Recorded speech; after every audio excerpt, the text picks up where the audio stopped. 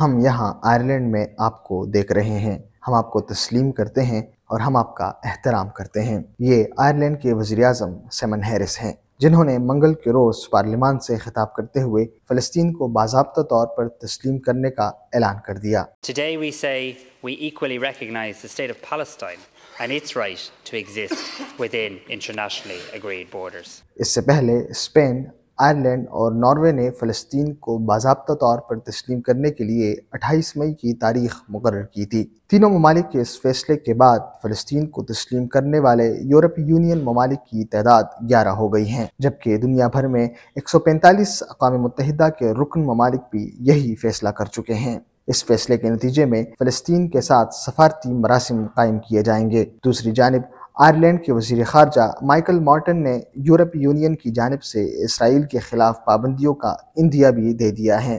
Rafah مہاجرین camp اور غزہ پر اسرائیلی جارحیت اور بربریت کے خلاف دنیا بھر میں احتجاجی مظاہروں کا سلسلہ جاری ہے۔ اٹلی کے شہر بولوگنا، فرانس کے شہر پیرس اور لندن میں ہزاروں افراد نے فلسطین کے حق میں احتجاج کیا۔ میکسیکو میں شہریوں نے اسرائیلی سفارت خانے کا رخ کیا اور عمارت کو آگ لگا دی۔ اس احتجاج میں مظاہرین اور پولیس کے درمیان جھڑپیں بھی ہوئی۔